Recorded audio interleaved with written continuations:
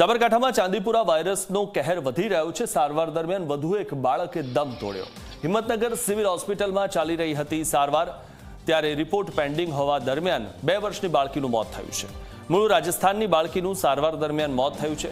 ચાંદીપુરા વાયરસના લીધે 5મા બાળકનું મોત થયું છે।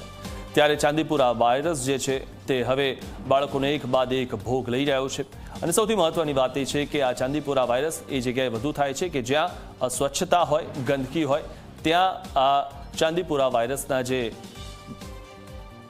જીવાણુ છે તે વધુ આવતા હોય છે। આ વિશે વધુ માહિતી મેળવી અમારા સંવાદદાતા શૈલેષ પાસે। શૈલેષ, જે રીતે ચાંદીપુરા વાયરસ છે એક બાદ એક બાળકોનો ભોગ લઈ રહ્યો છે, શું વધુ માહિતી અને આ બાબતે હવે કઈ રીતે સારવાર આપવામાં આવી રહી છે? જે બાળકો આ ચાંદીપુરા વાયરસના કહેરમાં સપડાયા છે તેમને કયા પ્રકારની સારવાર આપવામાં આવી રહી છે?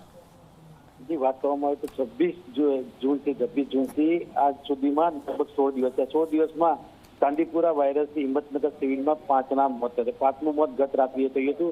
2 વર્ષની બાળકી જે પોશીનાના સરહદી વિસ્તારમાં રહેતી હતી, જે રાજસ્થાનના કોટડાના લુક ગામની હતી, તેની સારવાર 11 તારીખથી ચાલતી હતી।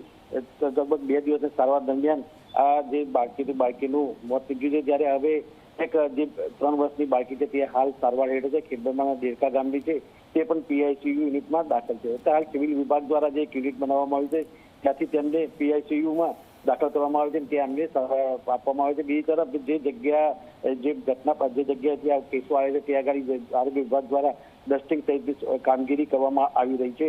ત્યારે હાલ 5મું મોત નીપજ્યું એક સારવાર હેઠળ છે। બધું આ મોત નીપજ્યું જે બાળકીનો તેનો હજી રિપોર્ટ નથી આવ્યો અને જે સારવાર હેઠળ છે તેનો પણ હજી રિપોર્ટ નથી આવ્યો।